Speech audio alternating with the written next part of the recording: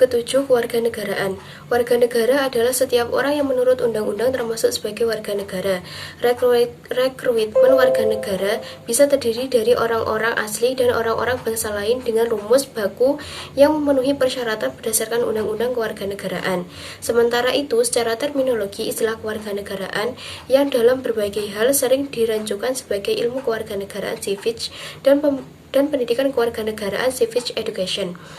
Penjelasan umum Undang-Undang Nomor 12 Tahun 2006 menegaskan menganut asas sebagai berikut. Yang pertama, asas ius sanguinis, yang kedua asas ius soli, yang ketiga asas kewarganegaraan tunggal, yang keempat asas kewarganegaraan ganda terbatas. Berdasarkan ketentuan Undang-Undang Nomor 12 Tahun 2006, cara memperoleh status kewarganegaraan disebabkan karena permohonan kewarganegaraan, naturalisasi, karena perkawinan pernyataan, karena berjasa kepada NKRI, mengikuti kewarganegaraan orang tuanya, dan karena pengangkatan. Berdasarkan ketentuan pasal 23 UU Nomor 12 2006, kewarganegaraan RI dinyatakan hilang karena beberapa sebab: memperoleh kewarganegaraan lain karena kemauan sendiri, tidak menolak atau melepaskan kewarganegaraan lain, sedangkan kesempatan ada, dinyatakan hilang kewarganegaraannya oleh presiden atas permohonannya sendiri, masuk dinas tentara asing tanpa izin terlebih dahulu dari presiden, secara sukarela masuk dalam dinas negara asing, diakui oleh orang asing sebagai anaknya selama orang belum usia 18 tahun, secara sukarela mengangkat sumpah atau janji setia kepada negara asing atau bagian dari negara asing tersebut, tidak diwajibkan tetapi turut serta dalam pemilihan sesuatu yang bersifat ketatanegaraan untuk suatu negara asing, mempunyai paspor atau surat bersifat paspor dari negara asing atau surat yang dapat diartikan sebagai tanda kewarganegaraan yang masih berlaku dan negara lain atas namanya, bertempat tinggal di luar negeri selama 5 tahun terus-menerus. Memperoleh kembali status kewarganegaraan, repatriasi. Undang-Undang Nomor 12 Tahun 2006 mengatur dengan tegas tentang memperoleh kembali status kewarganegaraan Republik Indonesia yang pernah hilang. Dalam kaitan ini, pasal 31 menegaskan seseorang yang kehilangan kewarganegaraan Republik Indonesia dapat memperoleh kembali kewarganegaraannya melalui prosedur pewarganegaraan sebagai dimaksud dalam pasal 9 sampai pasal 18 dan pasal 12. Kemigrasian adalah kegiatan pengaturan dan pengelolaan tentang keluar masuknya orang di suatu negara dan keberadaan seseorang di negara lain bukan negaranya. Imigrasi adalah keluar masuknya seseorang dari atau ke suatu negara, keluar masuk, dan keberadaan di suatu negara yang bukan negaranya. Mengurusnya dilakukan oleh pejabat di kantor imigrasi. Hal-hal yang perlu diketahui oleh setiap warga negara Republik Indonesia tentang keluar dari Indonesia, izin penolakan, dan visa. Bab ke-8, Demokrasi dan macam-macam sistem pemilu Indonesia. Berdasarkan KBBI, demokrasi adalah bentuk atau sistem pemerintahan yang seluruh rakyatnya turut serta pemerintah dengan perantaraan wakilnya, yaitu pemerintahan rakyat. Pemerintahan adalah pemerintahan dari, oleh, dan untuk rakyat.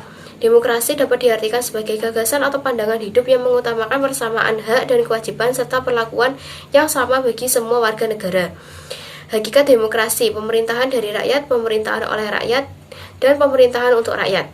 Manfaat demokrasi, menurut Sahya Anggara, kesetaraan sebagai warga negara, memenuhi kebutuhan umum, pluralisme dan kompromi, menjamin hak dasar, dan pembaruan kehidupan sosial. Hubungan demokrasi dengan pemilihan umum. Yang pertama, demokrasi diartikan sebagai pemerintahan atau kekuasaan dari, oleh, dan untuk rakyat. Yang kedua, dalam negara demokrasi, semua warga negara berhak berpartisipasi dalam proses politik. Yang ketiga, pemilihan umum adalah saran perwujudan kedaulatan rakyat untuk membentuk pemerintahan perwakilan. Yang keempat, pemilihan umum adalah suatu prosedur di mana warga negara akan memilih dan memberi wewenang kepada orang yang terpilih untuk menjadi pemimpin dan wakil rakyat. Yang kelima, pemilihan umum adalah kondisi yang diperlukan bagi demokrasi. Yang keenam, pemilihan umum harus mencerminkan kehendak rakyat dan mengintegrasikan warga negara ke dalam proses politik serta melegitimasi dan mengontrol kekuasaan pemerintahan. 7. Kekuasaan cenderung disalahgunakan apabila tidak ada kontrol dari rakyat. Yang ke-8, pemilihan umum adalah salah satu bentuk kontrol rakyat terhadap kekuasaan pemerintahan, di mana pergantian kekuasaan pemerintahan dilaksanakan atas kehendak rakyat melalui pemilihan umum. Pengertian pemilihan umum. Pemilu adalah lembaga sekaligus prosedur praktik politik untuk mewujudkan kedaulatan rakyat yang memungkinkan terbentuknya sebuah pemerintahan perwakilan.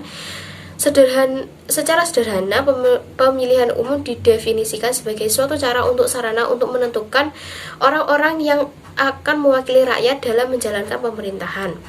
Macam-macam sistem pemilihan umum. Yang ke-1, sistem distrik. Kedua, sistem perwakilan berimbang atau proporsional.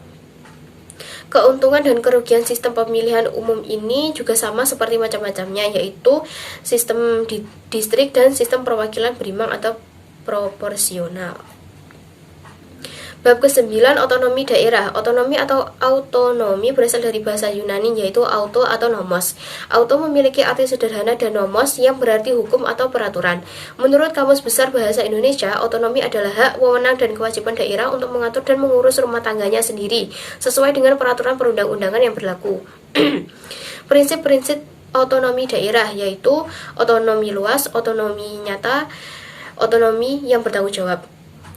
Tujuan otonomi daerah: yang satu, meningkatkan kualitas dan kuantitas pelayanan publik dan kesejahteraan masyarakat. Yang kedua, menciptakan efisiensi dan efektivitas pengelolaan sumber daya masyarakat. Yang ketiga, memberdayakan dan menciptakan ruang bagi masyarakat untuk berpartisipasi dalam proses pembangunan.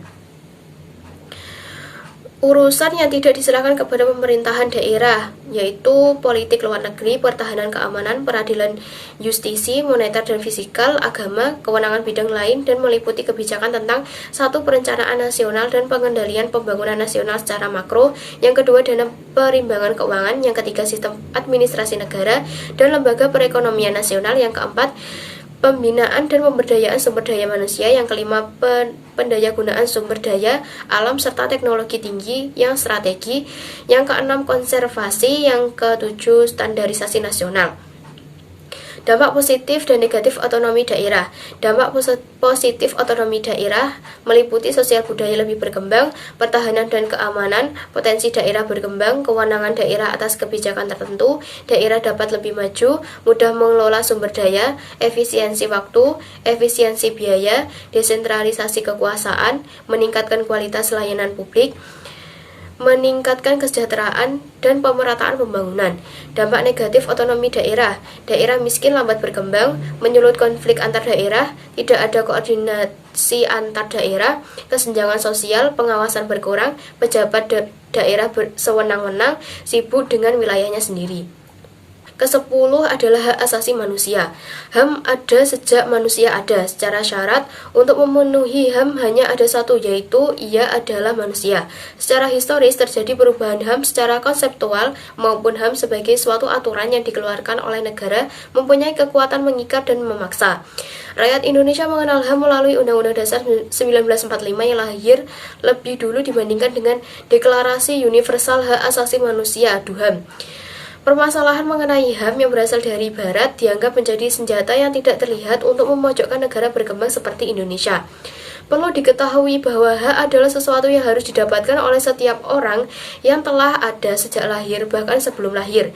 Hak asasi manusia ialah seperangkat hak yang melekat pada hakikat dan keberadaan setiap manusia sebagai makhluk Tuhan yang Maha Esa dan merupakan anugerahnya yang wajib dihormati, dijunjung tinggi, dan dilindungi negara, hukum, pemerintahan, dan setiap orang demi kehormatan serta perlindungan harkat dan martabat manusia. Secara konseptual, hak asasi manusia dapat dilandaskan pada keyakinan bahwa hak tersebut dianugerahkan secara alamiah oleh alam semesta, Tuhan, atau nalar. Ciri-ciri hak asasi manusia: HAM bersikap hakiki, HAM bersikap universal, HAM bersifat tidak bisa dicabut, HAM bersifat tidak bisa dibagi. Permasalahan dan penegakan HAM di Indonesia sesuai dengan pasal 1, 3, pasal 55 dan 56 Piagam PBB, upaya pemajuan dan perlindungan HAM harus dilakukan melalui suatu konsep kerjasama internasional yang berdasarkan pada prinsip saling menghormati, kesederajatan, dan hubungan antar negara serta hukum internasional yang berlaku. Program penegakan hukum dan HAM meliputi pemberantasan korupsi, anti-terorisme, serta pembasmian penyalahgunaan narkotika dan obat berbahaya. Oleh sebab itu, penegakan hukum dan HAM harus dilakukan secara tegas, tidak diskriminatif, dan konsisten. Peraturan Perundang-undangan tentang Perlindungan HAM di Indonesia yang pertama, Undang-Undang Nomor 39 Tahun 1999 tentang HAM. Yang kedua, UU Nomor 26 Tahun 2000 tentang Pengadilan HAM. Yang ketiga, Keputusan Presiden Nomor 50 Tahun 1993 tentang Komnas HAM. Yang keempat, PP Nomor 2 Tahun 2002 tentang Tata Cara Perlindungan Terhadap Korban dan Sanksi dalam Pelanggaran HAM yang Berat. Yang kelima, PP Nomor 3 Tahun 2002 tentang Kompensasi Restitusi dan Rehabilitasi terhadap korban pelanggaran HAM yang berat. Upaya pemajuan penghormatan dan penegakan HAM, sosialisasi hak asasi manusia, pendidikan HAM, advokasi HAM, kelembagaan pelestarian budaya tradisi lama, pemberdayaan hukum, dan rekonsiliasi nasional. Bab 11, yaitu masyarakat madani. Masyarakat madani berasal dari kata bahasa Inggris civil society. Kata civil society sebenarnya berasal dari bahasa Latinnya civitas yang berartinya kota ilahi, dan society yang berarti masyarakat. Dari kata sivil akhirnya membentuk kata civilization yang berarti peradaban. Gellner seperti yang dikutip Mahasiswa 1995. Oleh sebab itu, kata civil society dapat diartikan sebagai komunitas masyarakat kota, yakni masyarakat yang telah berperadaban maju. Masyarakat madani ialah kondisi suatu komunitas yang jauh dari monopoli kebenaran dan kekuasaan. Kebenaran dan kekuasaan adalah milik bersama.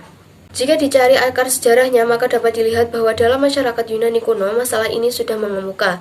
Raharjo 1997 mengatakan bahwa istilah civil society sudah ada sejak zaman sebelum Arator Yunani kuno. Istilah masyarakat madani selain mengacu pada konsep civil society juga berdasarkan pada konsep negara kota Madinah yang dibangun oleh Nabi Shallallahu Alaihi Wasallam.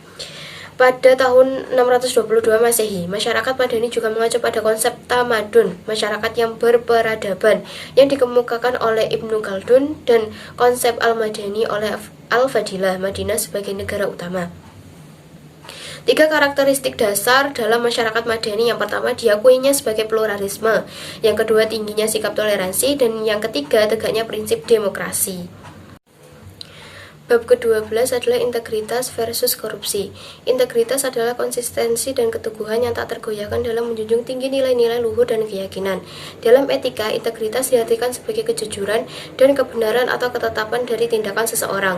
Seseorang dapat dikatakan mempunyai integritas apabila tindakannya sesuai dengan nilai, keyakinan, dan prinsip yang dipegangnya. Fungsi integritas yang pertama fungsi kognitif dan yang kedua fungsi efektif. Manfaat dan tujuan integritas. Yang pertama, manfaat integritas secara fisik, manfaat integritas secara intelektual, manfaat integritas secara emosional, manfaat integritas spiritual, dan manfaat integritas sosial. Tujuan integritas antara lain yaitu ke-1, integritas merupakan salah satu kunci untuk memperoleh keberhasilan.